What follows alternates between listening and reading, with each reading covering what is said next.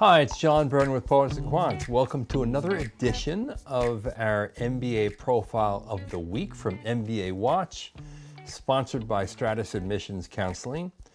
Today we have a candidate who calls herself Ms. Low GPA Leader. Now that's something that a lot of MBA applicants struggle with, a low GPA. In her case, she has a 2.9 from the University of Toronto.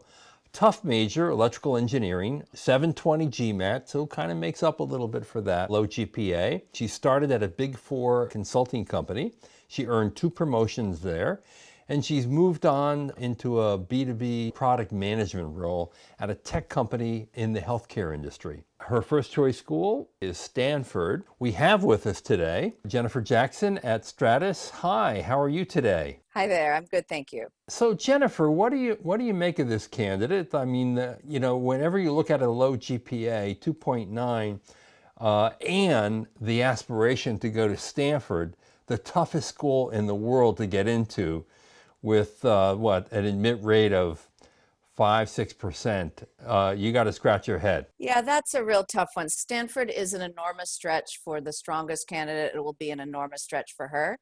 She might decide it's not worth applying only because it happens to be, in my opinion, the most onerous application around as far as how long it takes, all the essays they ask you. But if this is her dream in life, she ought to try it and then also apply to other places. And the other thing is, I should point out, she's also considering MIT Sloan, also a very tough school, and Wharton, very tough, and NYU Stern, no easy game either. So what are your prescriptions for her? Well, of course, you go right to the GPA, right? Just because a 2.9 really stands out. So what I would suggest, and she does touch on it a little bit in her profile here, she had some health issues. I'm assuming that was during college. And what the optional essay that every school allows you to write in your application can do for you is to just help you explain it, but not excuse it. Right. She could just simply put a couple of sentences in. You do not want to have a whole long set of paragraphs about this, but just explain what she went through and how it affected her GPA. Perhaps she can show that if that was at the beginning of college, that she was able to really raise it up as she went. And maybe the second 2 years were GPA of 3.2 for all we know, right? And you can show some progression there. And then once you've done that, this is one of those things that's out of your control because it's in the past. Then you're going to be focused on the other elements of your application. Exactly. And she's done some interesting work. She's been a pro bono consultant for NGOs in Africa, Europe, and the US. She's been an alumni mentor for more than 4 years. I love what I see with the mentoring that she has. Schools want to see patterns of involvement in things you're passionate about over time. Right. This is someone who is an alumni mentor, I presume, for her university. She's doing career mentorship with NGOs in Africa. And long-term, she wants to be an entrepreneur in the social impact space.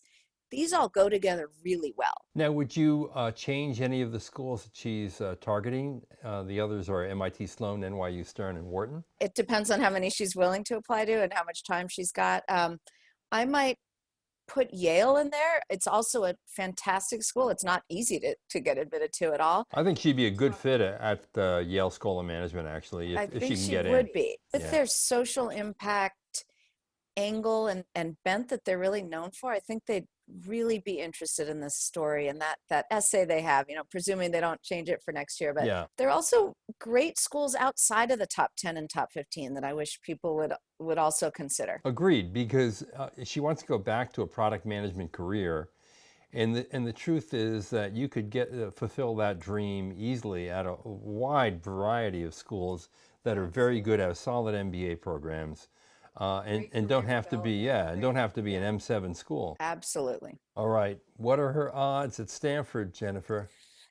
Stanford, I'm going to give her less than their average. So, maybe 5%, something like that. I think she has definitely a stronger chance, maybe at a Yale or a Stern. What do you think her shot at Yale would be? I would guess maybe 25%. Yeah, that's good. Uh-huh. And similar at NYU Stern or a little bit higher? Maybe a little bit higher. I feel like they could be a bit more kind of score agnostic, and they like kind of more quirky, different types of candidates sometimes. So that could be a really good fit. All right, Jennifer, a pleasure. Thank you. Thanks so much. Okay, there you go. If you have a low GPA, particularly one below 3.0, you have some explaining to do. And optional essay at a school is a good place to do the explaining, not to excuse it, as Jennifer says, but it's important to put that number in context and to then obviously leverage all the other positive aspects of your profile. Hope this helped you. This is John Byrne with Poets and Quants. You've been watching our MBA Profile of the Week, sponsored by Stratus Admissions Counseling. Thanks for watching.